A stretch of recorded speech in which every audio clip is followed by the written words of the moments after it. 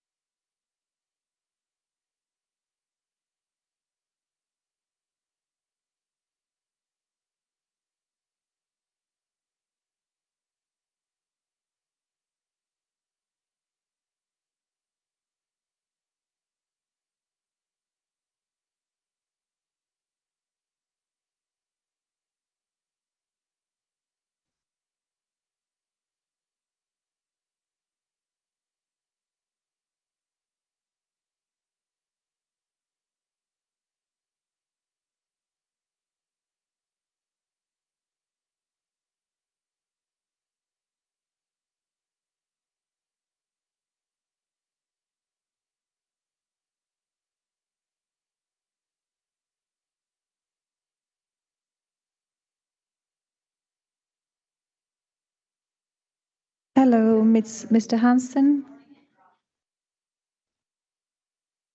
If you can just unmute your mic so I can test your... Hello, how are you? We cannot hear you. You are unmuted.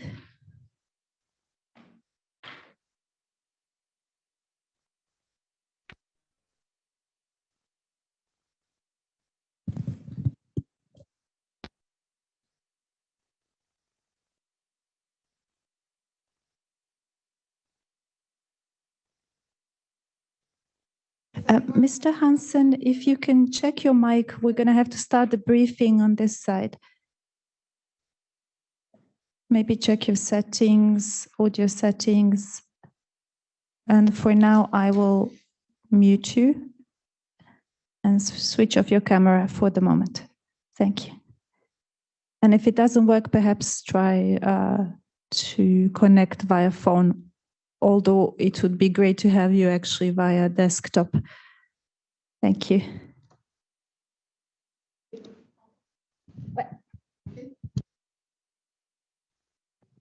Good morning, colleagues here in Geneva and online. Today is the 7th of February. We are starting now the press briefing of the Information Service of the United Nations. We have many colleagues here in the room and online to speak about the terrible tragedy that has struck Turkey and Syria in the last hours. We've all seen the terrible images that are coming from there. And as the Secretary General said yesterday, our hearts go out to the people of Turkey and Syria in this hour of tragedy. He has sent his deepest condolences to the families of the victims and wished a speedy recovery to the injured. Above all, he said the United Nations is fully committed to supporting the response to this terrible tragedy. And today we have many colleagues online to tell you more about the United Nations operations at the moment, and also from the Red Cross International Federation. So as there are many colleagues, we'll do it a little bit one after the other, and then I give everybody the possibility to ask a question. But I'd like to hear first from our colleagues so that we have a complete picture of the activities that we are running in these areas. Just to say that these first hours, as has been underlined already, are the time for the assessment of the situation. And in that sense, I would like to start to give the floor to Jens Lerche for OCHA to give us a brief overview of the situation, and then we will go to each and every colleague. Thank you. Jens. Thank you, Alessandra, and good morning, everyone. Yes, I will be brief because we have so many colleagues calling in from the field, and I want to give them as much time as possible. But just to put out there the numbers that we are operating with today, those are the sad results of this colossal earthquakes, as a matter of fact, that happened, and way over 200 aftershocks. So we are certainly not out of the woods. We are at the very beginning of this. So this morning, the government of Turkey has confirmed at least 3,381 deaths and over 20,000 injuries. Almost 6,000 buildings have reportedly collapsed in the country. From Syria, we have heard from the Syrian Ministry of Health has reported 769 deaths and 1,448 injuries due to the earthquake, and that is from Aleppo, Latakia, Hama, Idlib countryside, and Tartus. In terms of the response, you have all seen the very capable response that the Turkish authorities have mounted. They have a very strong organization, AFAD, working there. We're working very closely with them and through the Ministry of Foreign Affairs. From OCHA's side, we are deploying two so-called UNDAC teams, that's UN Disaster Assessment and Coordination Teams. They are disaster assessment and response experts, the best in the world, that are being sent there. They are on the way. We're also coordinating the so-called Interact network, which is the international network for search and rescue teams. Again, these are national teams from around the world. They have been certified through a UN process so that they are capable of doing what they say they do, and they are on their way to Turkey as well. On the Syrian side, it is of course a different situation. We all know that it's a country that has been in conflict for over a decade. But the silver lining, if you like, on that is that there's a very robust UN presence and a very robust humanitarian presence. And of course, the humanitarian imperative to save lives through all means and all channels possible must prevail now. All politics aside, it's about saving lives today. So I will stop there and hand over. Indeed, very much so, Jens. Thank you very much. The Office of the Special Envoy for Syria has a brief announcement too. Jennifer, and then. Good morning. The UN Special Envoy is deeply saddened by the tragic loss of life and massive destruction from the earthquakes affecting thousands in Turkey and Syria, men, women, children, and the elderly in the middle of winter. Mr. Gero Pedersen sends deepest condolences to those affected, many who have already suffered enormously for many years. The Office of the Special Envoy for Syria is fully engaged in solidarity and support. Mr. Pedersen reiterates the Secretary General's call on the international community to help thousands suffering from loss. Syrians urgently need global assistance, and Mr. Pedersen encourages all to lend their support. I'll keep it brief so we can hear from everyone. Thank you. Thank you very much, Jennifer. And and I'll go now to UNHCR. Just for the journalists here and online, the colleagues stay in the room so they will be able to answer your question once we've finished briefing. So now I'd like to give the floor to Matthew Salmarsh for the UNHCR. Matthew, you have with you Philippe Leclerc, who is on Zoom from Ankara. And so I don't know if you want to start, and then we give the floor to Thanks, Alessandra. Just very briefly to introduce Philippe, he's our representative in Turkey. As everyone knows, Turkey is the largest host of refugees in the world. Philippe will give a brief introduction about our response in that country, and then if there are further questions later, I can take those about Syria. Thanks. Philippe, bonjour. Bonjour. Thank you, colleagues, for listening to us in Turkey. As Jens has mentioned, the situation is tragic, and we are witnessing it every day on the ground in the 10 provinces which are affected by the earthquakes.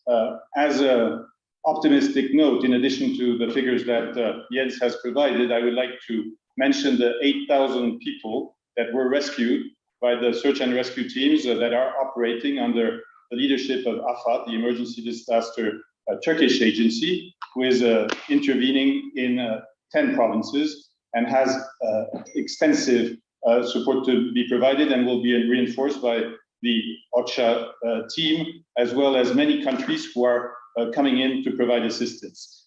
We are witnessing, again, the disastrous effect of it on the lives of families, be they Turkish, of course, because these 10 regions are also hosting the largest refugee population in the world. More than 1.7 million of the 15 million people inhabiting these 10 provinces are Syrian refugees. And in some of these provinces, Kilis, for example, 1 out of 2 persons is a refugee.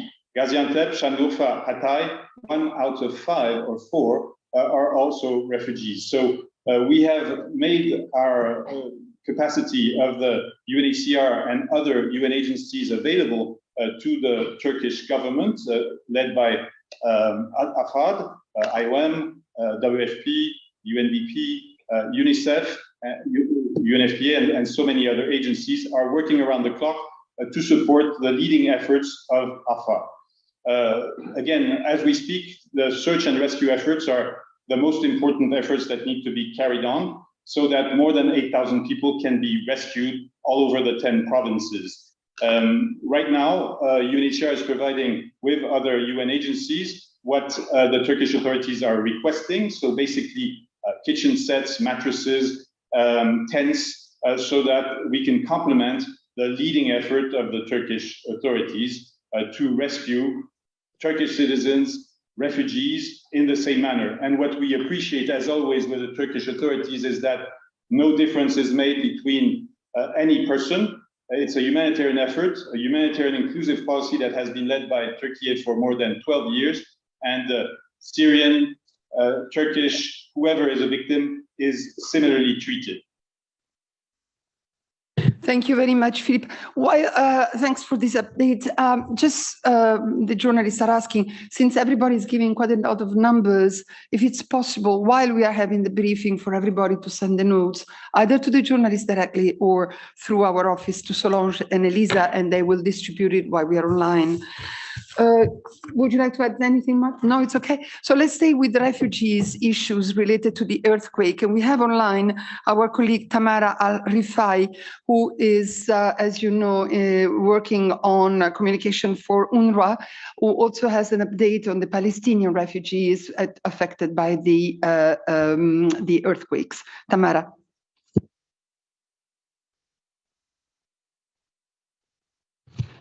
Tamara, you have to unmute yourself. We do it on our side, but you have to do it also on yours.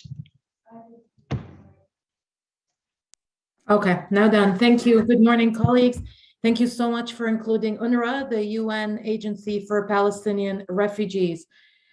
There are around 438,000 Palestinian refugees still living across 12 Palestine refugee camps in Syria. These are the camps and the refugees that are mostly accessible from Damascus. There are many more living in areas that are accessible through Turkey. So any call we're making is a call to support all Palestine refugees accessible from all parts.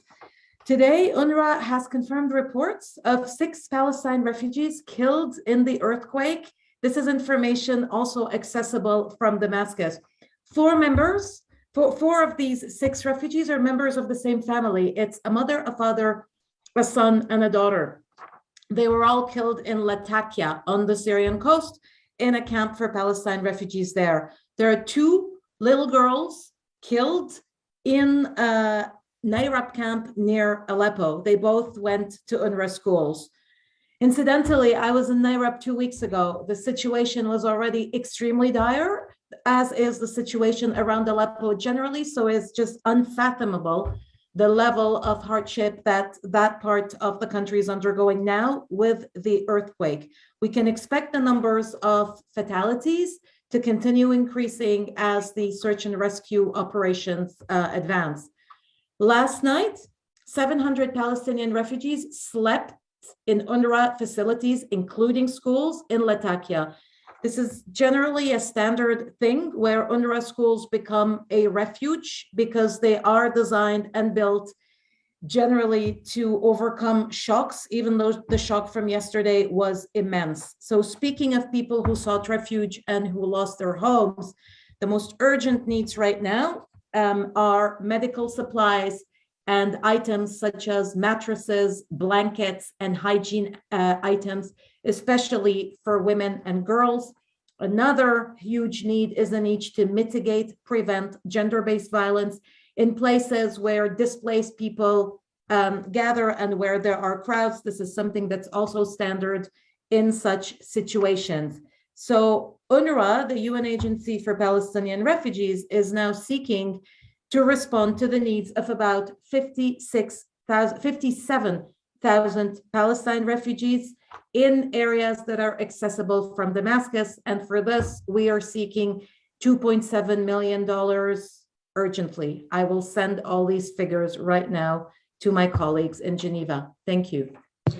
Thank you very much, Tamara. Yes, and that would be really very useful. So you have spoken about children, and we have James Helder here for UNICEF, who also has an update on the dire situation of children in this region. James. Thanks, Hassan.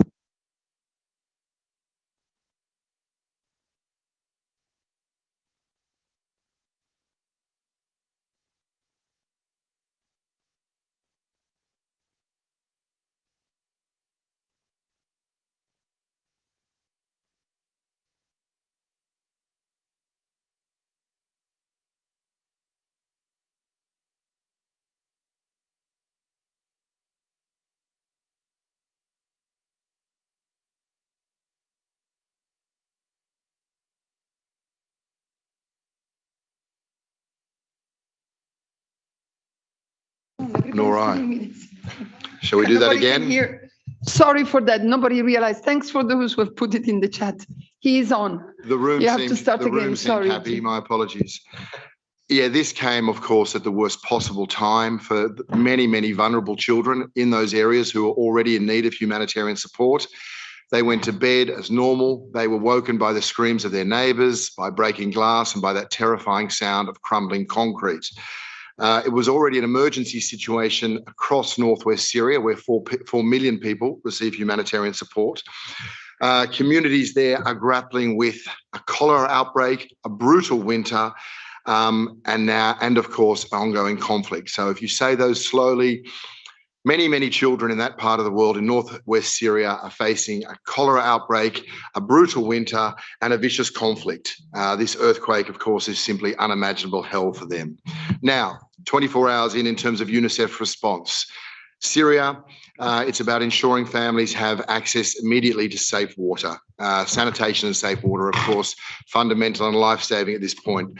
Child protection, it's about separated and unaccompanied children and getting them back to their families, and psychological first aid. This is very traumatic for children who have survived.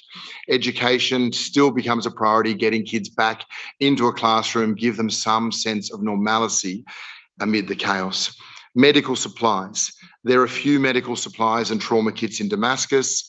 UNICEF is filling immediate gaps for supplies via our warehouses in both Jordan and Lebanon. We've already sent emergency supplies for operating theatres in hospitals, along with nutrition supplies such as high-energy biscuits. In Turkey, whilst efforts, of course, focus on search and rescue, the wider humanitarian response from UNICEF will be hygiene kits, blankets, nutrition, things like winter clothes. Thank you. Thank you very much, James. I remind colleagues that Margaret Harris for WHO is also online to answer your question on the health side.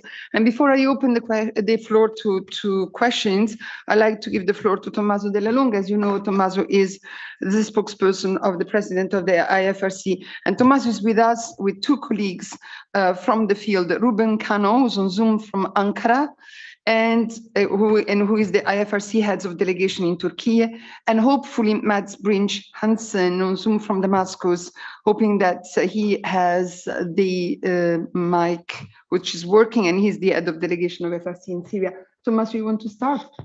Yes, absolutely. Thank you, Alessandra. Good morning, everyone.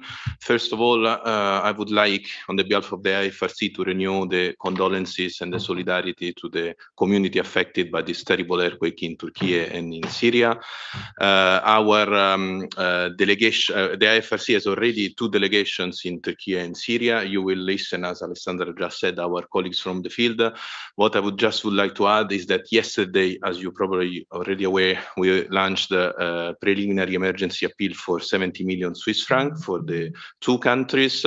But during the night and today early morning, after several new assessments, and given the fact that the situation and the needs are growing and the situation is evolving fast, we will go up to 200 million Swiss francs. And we will send an updated press release by today, to be much more precise in terms of the figures and the activities that we will do. So without taking much of your time, I would give the floor to Ruben Kano, our head of delegation in Turkey. Ruben, the floor is yours. Thank you.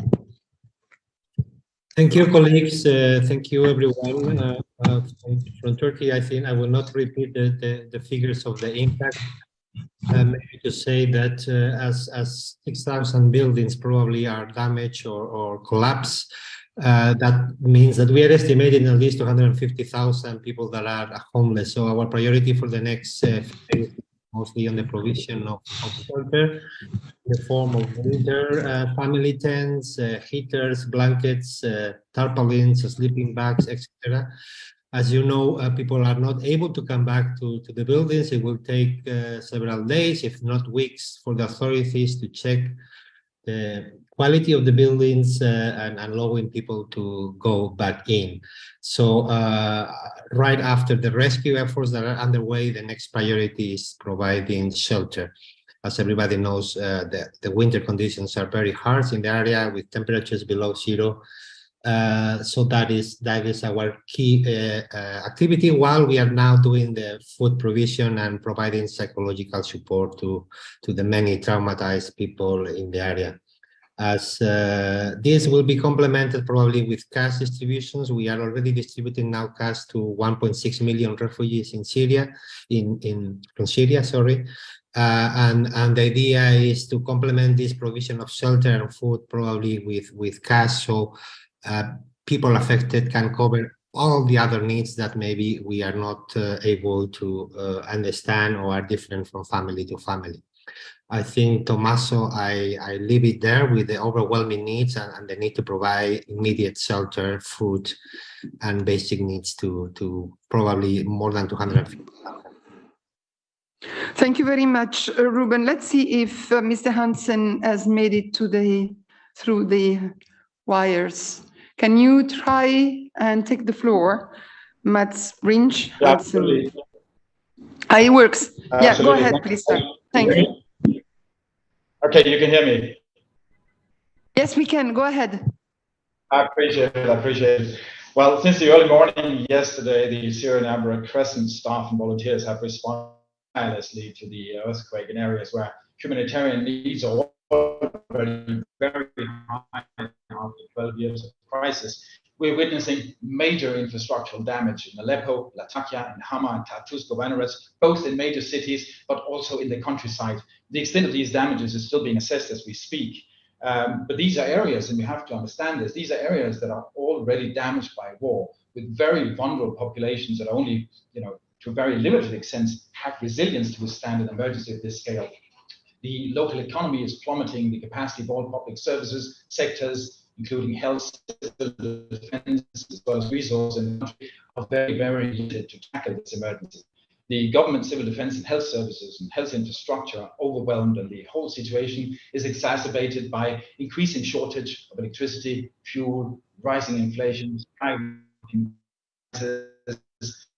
limited access to Mr. Hansen, I'm sorry. Mr. Hansen, sorry,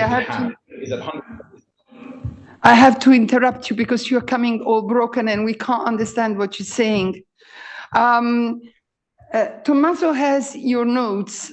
If it's okay with you, he will just read them for the journalists, and then we will try to see if we can get you to answer some questions. I'm very sorry, but we can't hear what you're saying. So maybe, Tommaso, you want to say a few about the situation in Syria for IFRC? Yeah, absolutely. I will circulate the speech later on. So you will get it. Mainly what Mats was saying is that we are witnessing major infrastructure damage in Aleppo, Latakia, Hama, and Tartus governorates in major cities, but also in the countryside. The extent of the damages is now currently being assessed. These areas damaged by war and with a very vulnerable population that has only very limited resilience to withstand an emergency of this scale. The local economy is plummeting, and the capacity of all public services and sector, including health and civil defense, as well as the resources in country, are limited to tackle such a large-scale emergency. The government, civil defense, and health services and health infrastructure are overwhelmed, and the whole situation is exacerbated by increasing shortages in electricity, fuel, rising inflation, skyrocketing prices, and limited access to almost all public services. The latest figures are that 175 buildings have collapsed in Aleppo, Latakia, and Hama. 1,509 have died and 3,548 have been wounded. Alone in Hama and Latakia, hundreds are still unaccounted for. These numbers are expected to rise dramatically over the next 24 hours. Current assessments are that at least 4,000 families have lost their homes and 5,000 families are in need of immediate support. Many of them will be in need of long-term support as they have lost their homes, their possessions, and their livelihood opportunities. Our own Red Cross Crescent infrastructure are also been impacted. Our health clinic in Hama, our warehouses in Latakia and Tartus, and various branch infrastructure have been damaged, and our mobile health units are struggling to access the population in need. The current response: the Syrian Red Crescent has been the first responder since early morning yesterday. Search and rescue team are working on the ground. Life-saving support and emergency medical care is being provided together with ambulance services. Transport of wounded is being done to health facilities and referral to hospitals. They are taking care also of dead body management, food and water being provided, provision of shelter materials, and of course, the restoring family link activities for the many that have lost track of relatives. The government, with support of Syrian Red Crescent, have opened 18 shelters in Aleppo, 4 in Homs, and 17 in Latakia, for a total of 39. These will not cover needs and efforts that are going to be long-term, as many homeless won't be able to return home or have means to rebuild their livelihoods in the next 12 months. Sorry, but we will, okay. We will send yeah, and just to highlight the difficulties at the moment, search and rescue efforts are currently hampered by the lack of heavy equipment to remove debris. The authorities have not enough machinery and machineries to be rented from the private sector. There is a severe lack of fuel all over Syria, and this has hampered operation of heavy machinery, transport of relief personnel, and emergency ambulance services. The electricity situation is catastrophic, and most of Syria has only a few hours of electricity a day. This is hampering the running of clinics and hospitals. The weather, as we all already said, is not on our side either. It is cold and rainy and in affected areas, and we are now working against time to get the money wounded out of the rubble. Humanitarian funds are scarce in the country and have been declining over the years and are certainly not matching the needs in the country at the moment. And as I already said, the IFRC activated first the emergency fund of 3 million yesterday, and then the emergency appeal that I already reported on. Thank you. And because I've got a lot of messages on it, he will send the notes now. If you can send it to me, I can send it to all the journalists. So thank you very much. And as I said, Margaret is online. I know that WHO has already spoken publicly this morning, but Margaret is with us in case you have more questions on the health side. So thank you to all the colleagues who have briefed. I managed to put most of them on the podium. Jennifer is still in the room if there is any question for the OSCE for Syria. And I have a lot of requests for the floor, but I will start from the room. And I see Chris has a question, and then Gabriella. Christophe Vogt, Agence France Presse. Can you give us a sense of what the situation is for the refugees? Because they're probably even worse off than all the other people. So you were saying, I think, that in one of the regions, practically half of the population is refugees. So can you give us a sense of how they live? Are they in camps? Are they living in houses? What's the situation in the camps? I heard that there were also buildings that kind of collapsed. And so if you can give us as much information as possible on that, that would be very helpful. Thank you. Matthew, want to let Philippe answer? Or Philippe go first. Yeah, okay. Philippe, did you hear the question from our correspondent? Yes, I did. Go ahead then. I will respond in English.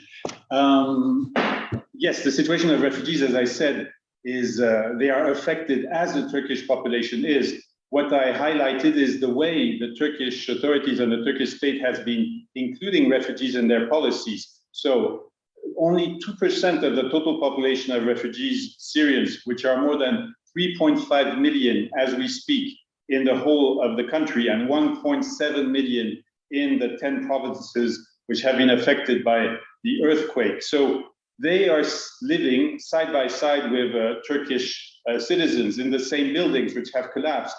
They are participating to the rescue as volunteers under the coordination of AFAD. So it's not that there's a difference between refugees and Turkish citizens. They are living and affected in the same way. There are only 47,000 refugees who are in temporary accommodation centers throughout the 7 camps in these provinces. And actually these camps may be used as a place where earthquake victims will be transferred to, as there's a high need of supporting displaced persons because of the buildings being affected, as my colleague Ruben Cano was mentioning from IFRC. So we do not see at this stage any difference in response and even of needs between the refugees and the Turkish people. And this is why we are supporting the Turkish authorities to respond to both as we speak in the various provinces I described. Thank you. Yeah, go ahead. And maybe just to add from the sort of regional perspective, obviously this is an absolute hammer blow for Syria's displaced populations. The refugees and those who have been displaced within Syria itself are already suffering from an economic crisis. We're in the depths of winter. We've been seeing snowstorms. And of course, you know, the war has been going on for over a decade. Within Syria itself, as you probably know, there are almost 7 million people internally displaced. There's a huge need for humanitarian support and assistance in the northwest part of Syria. There's 4.1 million people who require that assistance, the majority of whom, of course, are women and children. So in terms of UNHCR's response in the country, we've been mobilizing our staff and our stockpiles from our country offices and our regional offices to get much needed support to the field, to the areas that have been hammered by this earthquake. Primarily, initially, that's in the areas we've heard about around Aleppo, Hama, Latakia, and Idlib. And that's initially going out with what we call non-food items and core relief items. These are blankets, winter clothes, shelters, tents, cooking items, and so on. So that's the immediate response, but obviously that will develop as the days go on. Thank you very much, Matt. And also in the room, Gabriela, Reuters. Good morning. A question about Turkey's rescue efforts. The WHO has said there are some silent areas of the country where there hasn't been any information emerging. I'm just wondering, what kind of obstacles do you see to getting the help to the areas that have been damaged, especially in Turkey, where it seems to there seems to be poor communications and lacking airlift capacity to be able to deliver that aid. What is missing from the rescue effort? Thank you. Maybe Jens, you want to take this one? And sorry, colleagues, it's a little bit difficult to know to who wants to answer the question. So those colleagues who are briefing, just raise your hand if you want to add anything. Jens. Yeah, thank you. Thanks for the question. I can say what we are doing to support that effort. And as I think I mentioned, the first effort is really search and rescue. There's a window of about 7 days. That's what experience tells us, where we'll find live survivors. It can happen later, but it's really, really critical that these teams get out there as soon as possible. So in support of the national response, 12 international teams have arrived. Already, international search and rescue teams. We expect another 27 teams to arrive in the course of today and tomorrow. The key challenges that we get reports back on is about the access by road. It's simply, as we heard, a hammer blow, a sledgehammer, buildings pancaked, roads destroyed. It is a disaster zone if I ever saw one. So, of course, access by road is a challenge. There is a shortage of trucks to transport international teams to work sites. That's another one. AFAD, the Turkish emergency authorities, they are looking at alternatives. They're looking at helicopters. They're looking at mobilizing trucks from other provinces outside of the disaster zone. So every effort is being done to overcome these logistical hurdles which are created by the earthquake itself. Thank you, Jens. And we have just sent you the notes of IFRC Syria. Yeah, Paula. Hi, good morning. Paula Ducalibias from Geneva Solutions. I actually wanted to get a sense of, like, do you have a global number in terms of the funds that are required for the response? IFRC mentioned some numbers, but I'm just wondering if amongst all the agencies, if there's a sense of how much is really needed, and then regarding the dynamics of funding. I mean, it has been difficult till now to get funding for response in this, especially in northern Syria. But I'm wondering if you're seeing, any sort of politicization in any way of the money that's coming in for response in these various areas. guess the issue is still, sorry, that we are in an assessment time, but Jens, I don't think we have a cumulative figure, but if other colleagues want to answer this question. Yeah, sure. It's a good question. It's a natural question. It's one of the first questions we ask ourselves because we know when we start, there's no money there, and we have to raise the funds pretty much as we go along. It's always like that, unfortunately. I think I would say watch the space, because we will hear from our colleagues when assessments have been done, the discussions with the authorities, all the rest of that needs to play out first, and then we will hear for sure how much it's going to cost and how much solidarity we'll need from the international community. On the second question, I think it's not wise of me to start speculating about what donors will do and won't do. I'll just repeat what I said at the beginning. It is imperative that everybody sees this as the humanitarian for what it is, a humanitarian crisis where lives are at stake. Please, don't politicize any of this. Let's get the aid out to the people who so desperately need it. Which was also the call of the Secretary General yesterday, who said he counts on the international community, the whole international community, to help these families in a situation which was already tragic before this event. Ben. Benjamin Bissert, TS Radio. Does any one of you already have an assessment regarding the sanitation system in terms of the cholera outbreak? Any targeted plans? I don't know if, Margaret, you want to say something about that, and other colleagues? I'm sorry, I was just catching. Can you repeat the question? Yeah, it's about the question of sanitation. If you have already an assessment of what the sanitation needs are, and if anybody else also want to add, please don't hesitate. Also, Philippa in the field, just raise your hand. Margaret. Yes, we have not had time to do an assessment, but certainly with massive interruption to infrastructure, we know that the critical thing is, as James mentioned earlier, is getting clean water and advising people to boil their water or use bottled water, not to use contaminated water, because there is a big risk of cholera and other waterborne diseases if you do not use clean water sources. Thank you very much. So I think we don't have any more questions from the room, so let's go to the platform. There are many questions here, and I'll start with Yuri for Janovosti. Yuri. Yes, good morning, everyone. I have a question about the cross-border between Turkey and Syria. It seems that the UN, some reports told that the UN stopped the deliveries of humanitarian aid due to the state of the roads.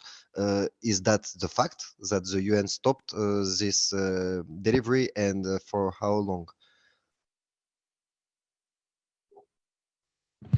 Yeah, thank you. What I can say is that the operation, the cross-border operation, has itself been impacted. Mind you, this has, of course, tragically impacted so many people, including our own staff.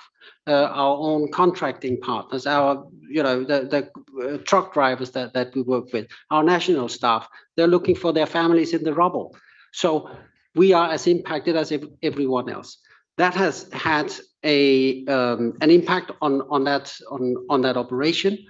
In the immediate, of course, the Security Council has recently renewed that, and we will continue. We will use any and all means to get aid to people, and that includes the cross-border operation and the cross-line operation from inside Syria. Any available means. What we actually hear from our implementing partners in the Northwest is that they are operational and they are asking for supplies, and they are also asking for funding. The cross-border humanitarian fund, which is a main instrument to procure relief that goes into the Northwest, is currently at 0. So it needs to be replenished urgently so that all those willing and able to help inside the disaster zone can do so. Thank you very much. Jens, Katrine. Yes, thank you. A couple questions. I have so many. My first question is to Alessandra. Is the Secretary General planning to go to the region, to fly to the region? I let you answer to it after. I read already what has been said in the messages, so I would like to have something that is not written in the messages that have been sent by New York and said yesterday by the spokesperson. Jens, could you please be nice enough to send us the notes about different figures you mentioned this morning? You spoke about 3,200 deaths, if I'm not mistaken, and about the road access that has been mentioned between Turkey and Syria. What I've heard on TV on several channels is that there was a problem of access, and that in fact, most of the rescue teams had to use the same mountain road that was also used by local people, and that it was a problem. Of course, they could not access quickly and easily. And one of the gentlemen spoke also about the lack of machineries. I think it was Tommaso. So how many cranes are needed? And also in Syria, what kind of machineries are needed? Is it easy to bring it over? And my last question is ITU. I know that ITU has an emergency telecommunication disaster plan. And we're talking about problems of telecommunication. Is there anyone of ITU able to tell us if they are on the field? It so happens that David is here, so I'll give him the floor in a moment. There are many, many questions that you've asked, Catherine, so let's take it one by one. What I can tell you about the Secretary General is this question has been asked to Stéphane Dujarric, to the spokesperson. He said that really our efforts today are focused on the assessment of the humanitarian operation. So he specifically said that we are all following this. The Secretary General first, he is paying very close attention, and he'll do whatever he can to raise the profile of this crisis. For the moment, we don't have an announcement about the trip, but we are looking into all ways that we can have, the Secretary General can have, to support the response to these operations. On the, okay, I don't know to where to start. Who would like to, maybe Jens or Tommaso or David, just whoever wants to go. Yeah, I'm not sure, Catherine, what the question was about the cross-border operation. I think, yeah, I think I said that yes, we can say that there are logistical issues because of the destruction that has been caused by the earthquake, but I don't have much more than that at this point. Thank you. Thank you, Tommaso. You want to add something about this issue of the machines? Yeah, thanks, Catherine, for the question. Actually, I don't have at this moment any other detail. Of course, the situation is very complex, and we are still assessing it. The point is that the lack of heavy machinery, of course, is a critical problem to remove debris and do all the other stuff that is needed in this kind of situation. David, anything on IT? Sure, thank you very much. And thank you for the question in recognition of the importance of telecommunications, particularly emergency telecommunications when disaster strikes. I can say that ITU does have regional presences for offices that cover Europe and the Arab states. I can say that the ITU Secretary General and other leaders have obviously expressed their support and sympathy for the people in the affected areas. ITU does operate an emergency telecommunications roster that can be deployed upon the request of member states that are affected. So that is, for the moment, where ITU stands as far as its offer of support and sympathy and equipment as it relates to emergency telecommunications. Catherine, you have a follow-up?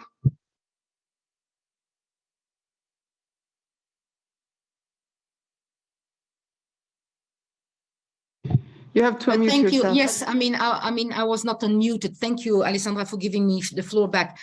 David, my question is that I know what you have as system, but as the president of Turkey did ask the support of the international community, I mean, did not ITU automatically deploy the system, because he did ask the help of the international community, and we know it's vital to be able to communicate.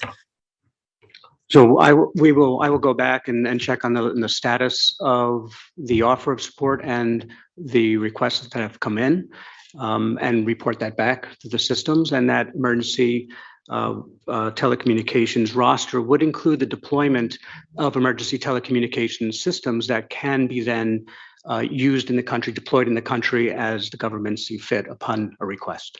Please go back to all the journalists. I'm pretty sure this is something that interests everyone. Many more questions. And again, all the colleagues online, just raise your virtual hand if you want to answer some of the questions. It's very hard to see everybody. Imogen, BBC. Hi, thanks for taking my question. It's back to the access. Would it be helpful that for you to, because there used to be more than one border crossing from Turkey into Syria, would it be helpful now? Would you ask the Security Council to open up more, particularly if you need to get this heavy equipment across in a hurry? And second, Jens, you said there was a fund that was at zero.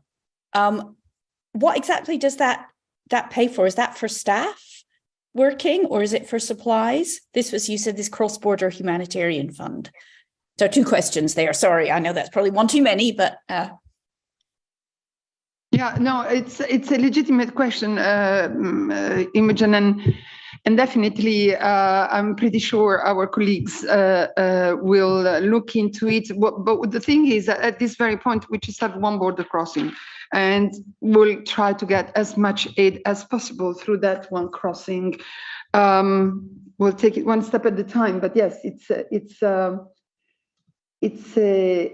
valid point. I give the floor to Jens on the second part of the question.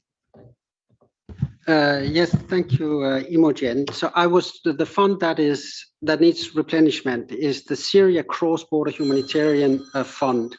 It's what we call a pooled fund. So it's a multi-donor fund where we can release funding from more freely or unearmarked, if you like. So the donors put their money in there, and then they pretty much leave it to us to make the allocations.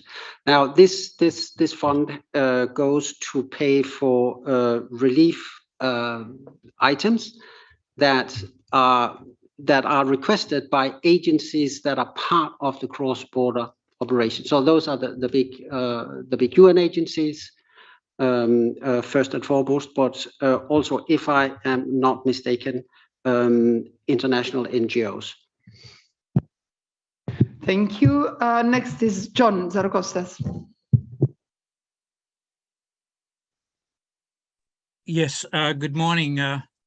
James, I was wondering if you can give us, if you have any provisional estimates by UNICEF on number of children killed and injured across the affected regions in both Turkey and Syria.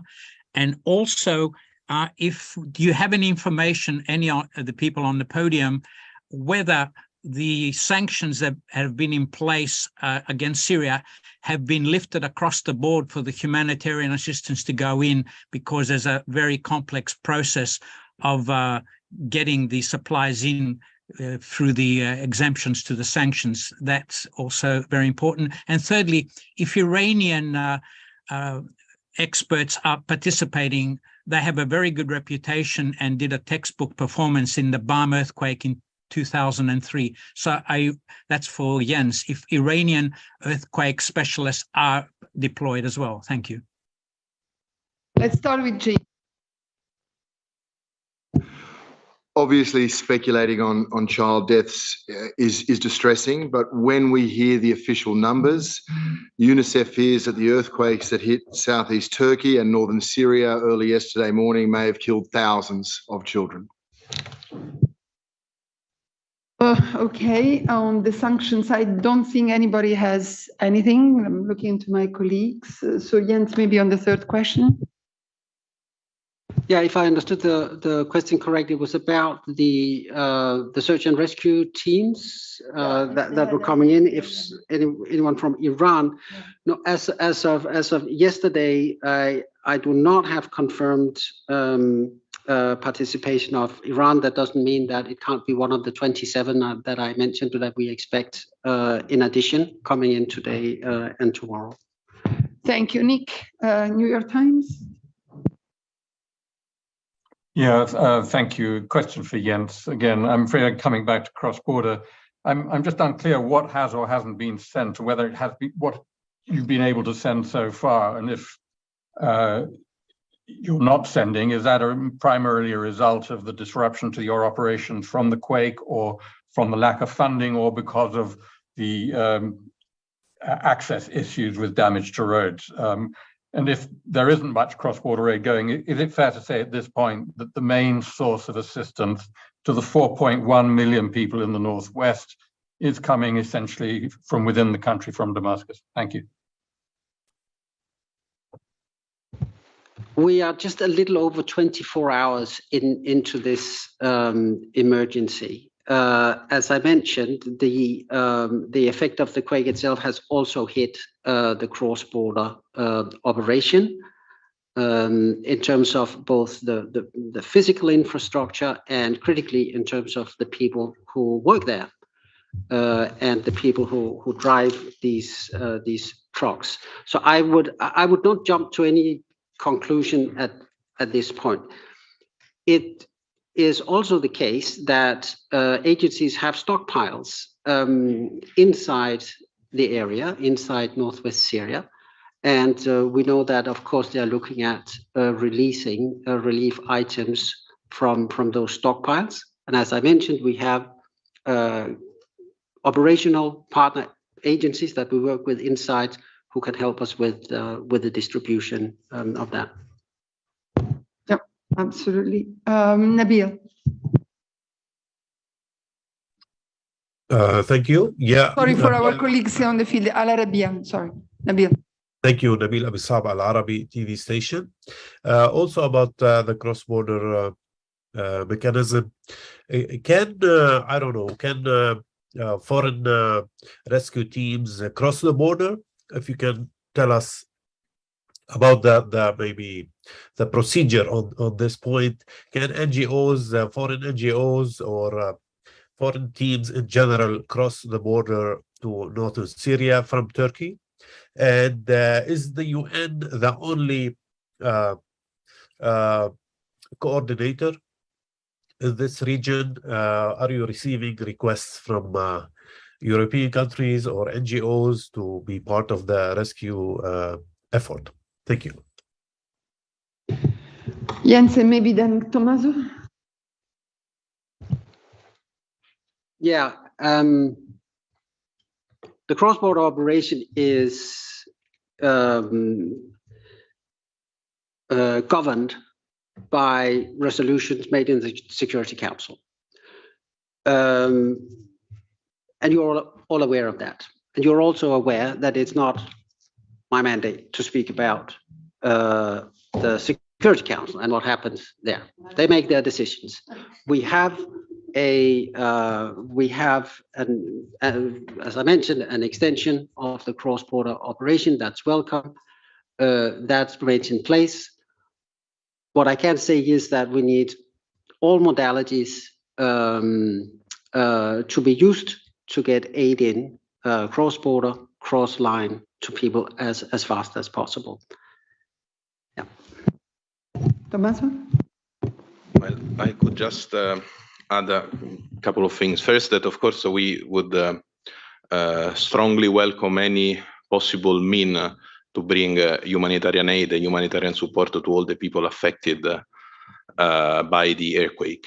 in both countries. Regarding the questions about international rescue team, if I understood well, in the case, at least in our case, in the case of the IFRC, we rely on our national societies. So in this case, on the Syrian Arab Red Crescent. So our international delegates are based in Damascus and are entering through Damascus, the country. Then on the other side, of course, we are working with the Turkish Red Crescent, and our delegation is based in Ankara. And of course, it's Turkey. It's a completely different environment, and if you want, logistically wise, much more easy. Thank you, Nabil. You have a follow-up? Yes, please. So you mentioned that you have stockpiles stored in northern Syria, but I'm sure you will also need equipment, trucks, etc., to maybe to do the search and rescue operations. So do you have such equipments now? Do you expect them to arrive from somewhere, either from Damascus or from Turkey? What's happening? Who's doing, I mean, or what are you using for these operations? Let Jens, and maybe then also Matt has something on the UNHCR. Yeah, Jens. just quickly, what I can say, I mentioned the so-called INSARAC network of international search and rescue teams that is available to all countries in the world. So it is open to, of course, to go to Turkey, but also to Syria. Matt, and then Margaret, there's also something on that. Matt. Just in terms of the cross-border side, nothing to add to what Jens has said, although obviously we stand ready to participate in any planned interagency cross-line missions if and when it's possible to do that. In terms of stockpiles in country, as I mentioned earlier, this is in Syria. We have been, we do have stocks in country, and we have been mobilizing them. We have 30,000 core relief items, kits. Those are spread between Aleppo, Homs, and Tartus. And we have 20,000 tents that are available in Damascus. So those can be deployed internally as soon as is possible.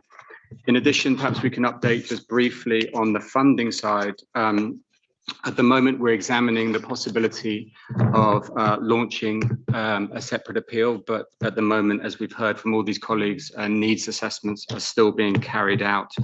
But in the meantime, of course, we do have a Turkey appeal and we have a Syria appeal for this year. The Turkey appeal is for $348 million. That's currently 11% funded for UNHCR. And the Syria appeal is for $465 million US, and that's currently 7% funded. Incredibly underfunded. Margaret, you also had something to add. Yes, I just wanted to say we've actually been able to move trauma and surgical kits cross-border from our Gaziantep office, or via our Gaziantep office, because we had pre-positioned supplies, and we've been able to supply 16 hospitals in Syria, in the affected areas in Syria, as of yesterday. That's the information I have. Thank you. I see Catherine has a follow-up. Thank you, Alessandra. Yes, Matthew, could you be kind enough, please, to send your notes? Mr. Leclerc spoke about, if I'm not mistaken, 8,000 rescued people. Is it globally between Turkey and Syria, or is it only in one country? And could Tamara Al-Rifai also send her notes, please, UNRWA? And she spoke also about 12 camps in Syria that had been affected. So could she tell us how many people are living in these 12 camps, if I'm not mistaken? So it would be really nice to get the notes, please. That would be very helpful. Okay, let's start with Matt. We will certainly send you through the notes, particularly of what Philippe said earlier on. In terms of that number of 8,000, I'll have to double check that and get back to you, but notes should be forthcoming in the next half hour or so. Yeah, because I see Philippe is not with us now. Yeah, so Tamara, you are on. Thanks. There are 12 camps total for Palestine refugees across Syria. Some of them are in the affected areas. So, for example, the Latakia camp and 2 camps in Aleppo, in Nairab and Ain al-Tel, both of them in the Aleppo countryside, are in the affected area. So the 12 are the total. That includes other camps in the south of Syria, that include the famous Yarmouk camp. That's the total camps across Syria for Palestine refugees. But for the area affected, we are looking at 57,000 Palestine refugees who have been impacted because they live in the camps that are in the north. And Tamara, please send us your note. We will distribute them to the journalists. Yes, done. Thank you. Catherine? Maybe I could connect directly with Tamara, if possible, instead to ask all my questions during the briefing. So Tamara, I'm France 24, so I will send you my email through the chat, and maybe we could connect. And I would like also to be connected with Philippe Leclerc, if possible. Thank you. Tamara has put her email directly into the chat. So if you want to reach out to her, please do so. And maybe Matt, you could do the same thing for Philippe. Thank you very much. I'm sorry, we still have questions for colleagues. And I see Yuri has another question. Yes, sorry, good morning one more time. My question is for James from UNICEF, if he has any details about the potential thousands of children killed, and if he can send his notes ASAP, because it's really shocking cipher. My notes have been sent. I'm not sure on your first question. If you have any details on the children killed. Oh, any details on the again, I don't really understand what you mean by details on those children killed. I mean, how many of them? Because only what I have is that thousands. And if you have any idea of... Okay, sorry, understood. Yeah, as mentioned to John, I mean, the speculating is perilous, but if we look at the numbers that Jens and Ocha have shared, more than 5,000 people have died. If we look at yesterday, WHO saying we may see fatalities rise 8-fold, then UNICEF's fear at present, no one has exact numbers to break down of women or children or men. At present, though, our fear is that thousands of children may have died. Thank you very much. And maybe just to add, there was a question before on the issue of sanctions, why we don't have a specific answer on the situation at the moment.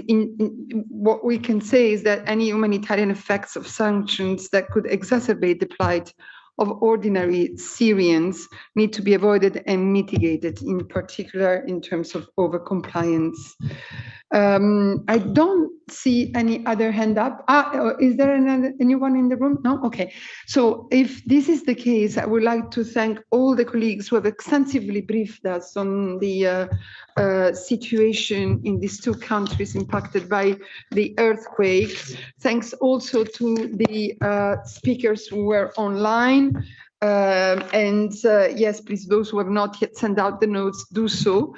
I just have a couple of more quick announcements for you, including one from the Human Rights Council.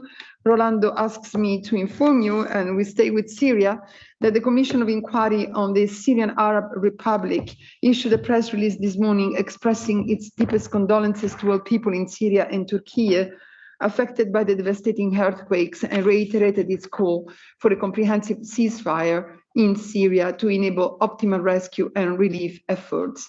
The Commission also urged the international community to act rapidly to provide humanitarian aid and support, and calls on all parties to provide immediate and unfettered humanitarian access to all areas affected by the earthquakes to provide life-saving assistance. I think you have received this release, but just in case, let us know if you need it.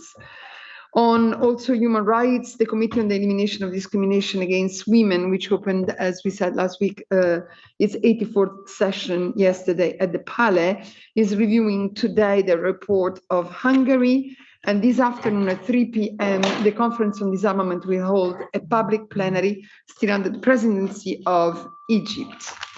This is what I had for you. John, you have a question? Yes, good morning again, Alessandra.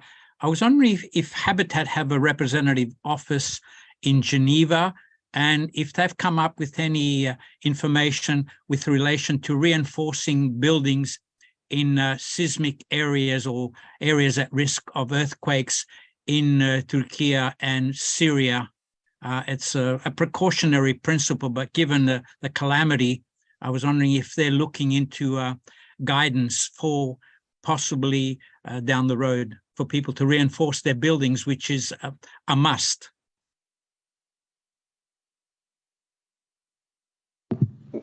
John, we have a liaison office of UN Habitat here. I don't know if he has already spoken to you. The chief ad interim of the Habitat Geneva office is Graham Alabaster. I can put the email in the chat for you all if you want to write to him about this issue. I'll do it straight away so you have it before the end of the briefing. And here it goes. So hopefully you can go straight to Graham for this question. He's not a communication person, he's the chief ad interim of the office, but I'm sure he will be able to help. Okay, so is there any other question? I don't see any hand up on the line either. So thank you very much. We will continue to update you on the situation in this region, of course. And thanks for everyone for having contributed to this briefing. Have a nice afternoon.